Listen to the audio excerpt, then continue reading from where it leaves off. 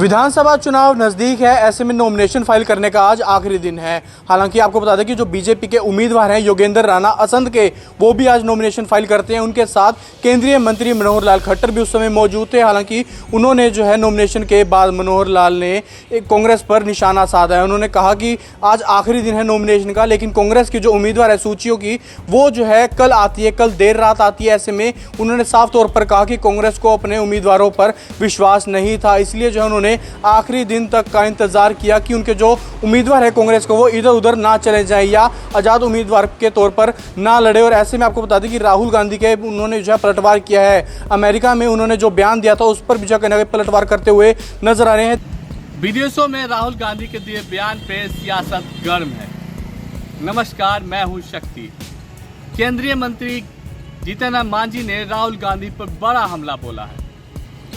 जीतन मांझी ने अपने social media x पे लिखा है कि राहुल गांधी देश की चुनी हुई सरकार के खिलाफ विदेशों में अभद्र टिप्पणी कर रहे हैं, इसलिए उनके खिलाफ देशद्रोह का मुकदमा दर्ज किया जाए।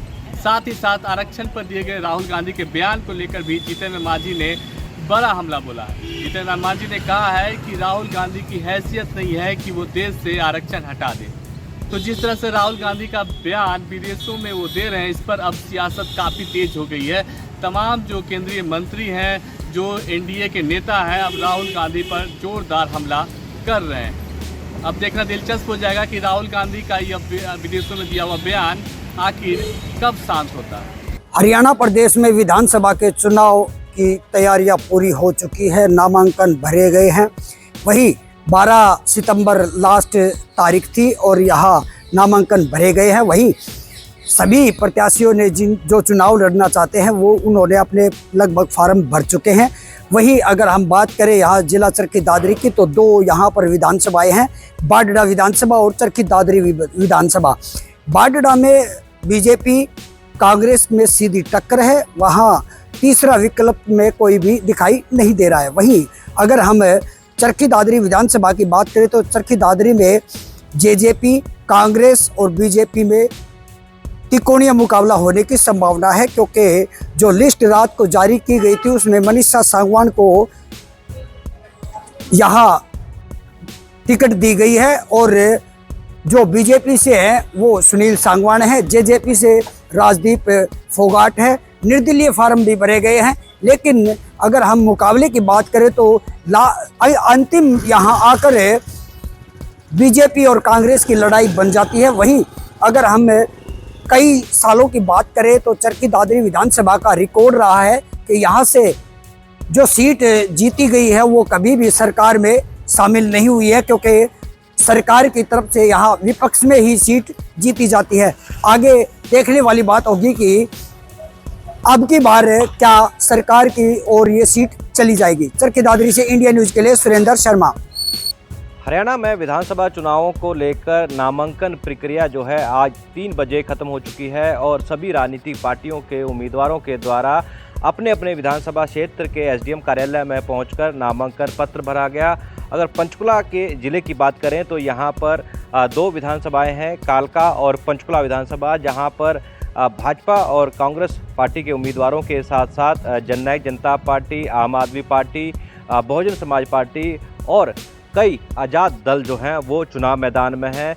आज करीब शाम 3 बजे तक जो है सभी राजनीतिक पार्टियों के जो उम्मीदवार हैं उनके द्वारा अपना नामांकन पत्र जो है दाखिल किया गया है। और आपको बता दें कि अगर यहाँ पर जो 3 बजे तक जो उम्मीदवार अपना नामांकन पत्र दाखिल कर चुके हैं, उसके बाद किसी भी उम्मीदवार का जो है नामांकन पत्र यहाँ पर नहीं लिया जाएगा। पंचकुला विधानसभा में जो अगर बात करें भाजपा की, तो मौजूदा जो विधायक हैं ज्ञानचंद गुप्ता वो चुनाव मैदान में हैं और वहीं कांग्रेस के जो प्रत्याशी हैं पूर्व उप मुख्यमंत्री चंद्रमोहन बिश्नोई, जो पिछली बार 2019 के चुनाव में जो है ज्ञानचंद गुप्ता से ही कुछ ही वोटों से जो है वो हारे थे, लेकिन इस बार जिस प्रकार से चंद्रमोहन बिश्नोई लगातार अपनी जीत का दावा करते हुए नजर आ रहे हैं, वहीं भाजपा प्रत्याशी ज्ञानचंद गुप्ता भी जो है अपनी जीत का दावा कर रहे हैं।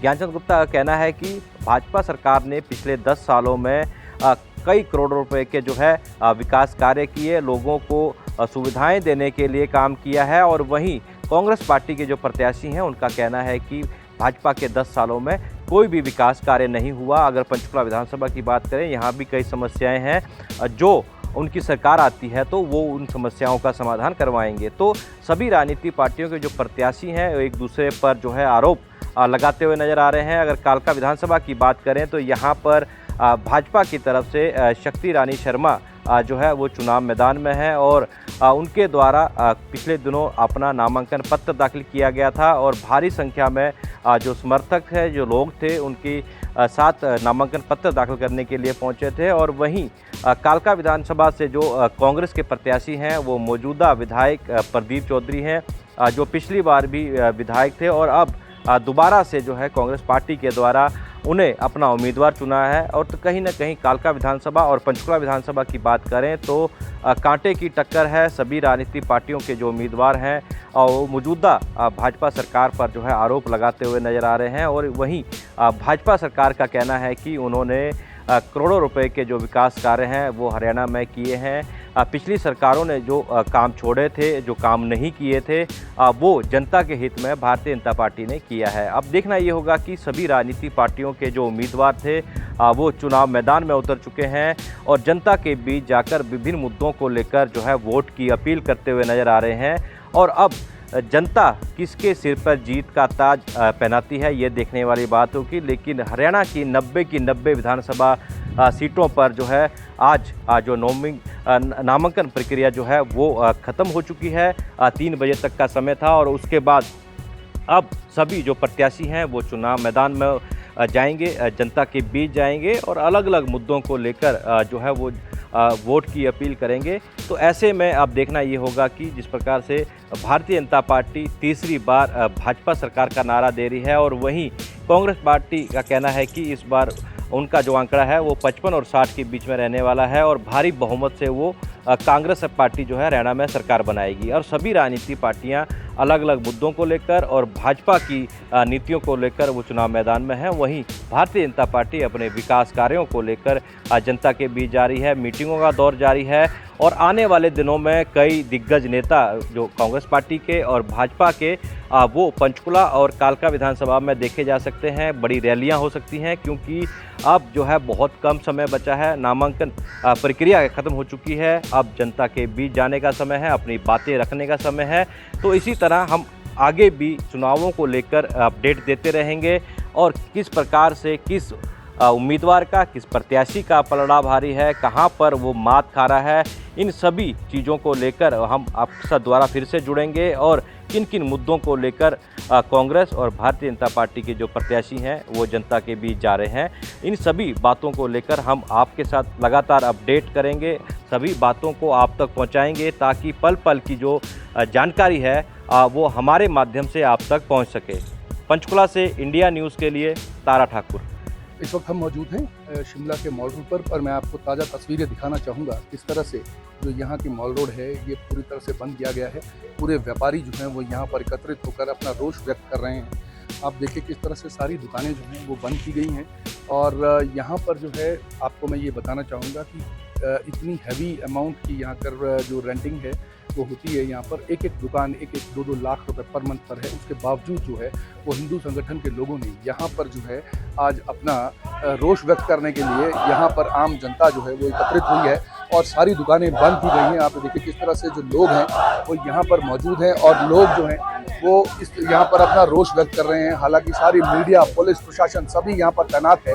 अभी इनसे जानने की कोशिश करेंगे कि ये जो रोष है वो कितने बजे तक का होगा। इस तरह से हिंदू संगठन का विरोध जो था वो चल रहा था, उसके लगातार चलने के पर जो कल लाठीचार्ज हुआ उसके संबंध में आज जो है वो व्यापार, जितना भी व्यापारी वर्ग है वो एक साथ लामबंद होकर यहाँ पर मौजूद है। सभी दुकानें जो हैं वो सुबह 10 बजे से लेकर 1 बजे तक बंद कर दी गई हैं। इस वक्त हमारे साथ मौजूद हैं यहाँ के उपाध्यक्ष जो हैं वो व्यापार मंडल के उपाध्यक्ष हैं। इनसे जानने की कोशिश करेंगे कि आप लोग जो हैं, आप लोगों को क्या एक तो सवाल है, आप क्या चाहते हैं और ये जो बंद रखा गया ये क्यों रखा गया? देखिए, ये जो बंद रखा गया है ये इसलिए रखा गया है, कल जो हमारे हिंदू संगठन थे जो शांति प्रिय से कल धरना प्रदर्शन कर रहे थे उसके ऊपर जो लाठीचार्ज हुआ है, हम उसके विरोध में ये हमारा आज विरोध प्रदर्शन है। ये हमारा 10 बजे से सवेरे 1 बजे तक था। 1 बजे हमारी दुकानें खुल जाएंगी। हमारी प्रशासन से यही मांग रहेगी कि अगर वो जल्दी से जल्दी इसका निपटारा करें, जो भी केस है कि अगर वो अवैध है तो उसको तोड़ा जाए, अगर वो सही है तो उसका तथ्य बताए जाएंगे, अगर सही है तो उसको चारू रूप से चलाया जाए। हम किसी ऐसे झगड़े में हमारी मंच नहीं कि हम किसी झगड़े में पड़े। हम एक कारोबारी हैं, कारोबारी से पहले हिंदू हैं। हम अपने धर्म के लिए जो भी होगा हम उसके लिए कदम उठाने के लिए तैयार हैं। हमारा सिर्फ प्रशासन से ये मांग रहेगी कि जल्दी से जल्दी इस केस को निपटारा किया जाए। तो सुनने में आया जैसे अभी नारे लग रहे थे कि आप एसपी के जो है वो बर्खास्त होने के भी नारे लगाए जा रहे हैं, क्या देखिए हमारा शिमला व्यापार मंडल है, इसके व्यापार मंडल के साथ कुछ और भी संगठन जुड़े हुए हैं। व्यापार मंडल सिर्फ ये चाहती है कि जो भी इसमें जो तथ्य जो भी जिन्होंने गलत कार्रवाई की उन पर एक्शन हो। जी, मैं पर्टिकुलर नहीं लेना चाहूंगा, जिनके भी ये गलत कदम किसी ने भी उठाया उसके ऊपर। आपको लगता है कि जो लाठीचार्ज है वो गलत कार्य था? देखिए, कुछ तत्व हमारे जो संगठन, हिंदू संगठन जो कल काम कर रहे थे, जो ये विरोध प्रदर्शन में था, उनके साथ कुछ हो सकता है कि उपद्रवी कोई हो बीच में हो, जिन्होंने पत्थरबाजी की हो या पुलिस को उकसाया हो या हमारे लोगों को उकसाया हो। इसके बारे में मैं यही कहना चाहूंगा। पर जो उन्होंने जो किया, एम्बुलेंस तक नहीं दी, उसके बारे में मैं सोच रहा हूँ कि ये गलत काम किया। जो घायल हुए थे, पहले नागरिक हैं, कानून व्यवस्था ठीक है, पर पहले जो कानून की जो है वो भी उसकी भी मान्यता होनी चाहिए। जो घायल थे उनको हॉस्पिटल तक पहुंचाया जाना चाहिए था, वो नहीं हुआ। इस तरह से हमारे को रवैया लगता है कि ठीक नहीं था। तो आपने देखा कि कहीं ना कहीं व्यापारी वर्ग को जो रोष है वो बिल्कुल सही है। कहीं इनको भी ऐसा लगता है कि जिस वक्त जब लाठीचार्ज हुआ तो बहुत से लोग जो थे वो घायल हुए, और जब घायल होने की स्थिति में किसी को भी जो एम्बुलेंस नहीं दी गई थी, जिसकी वजह से लोगों में खासा रोष जो है वो हमें देखने को मिला है। आम जनता जो है वो काफ़ी इस वक्त जो है वो काफ़ी रोष में है, और हिंदू संगठन जो है वो साथ यहाँ पर खड़े हो गए हैं, और व्यापारी जो हैं उनके साथ खड़े होकर यहाँ शिमला में रोष प्रदर्शन कर रहे हैं। शिमला से अनुराग शर्मा, इंडिया न्यूज़।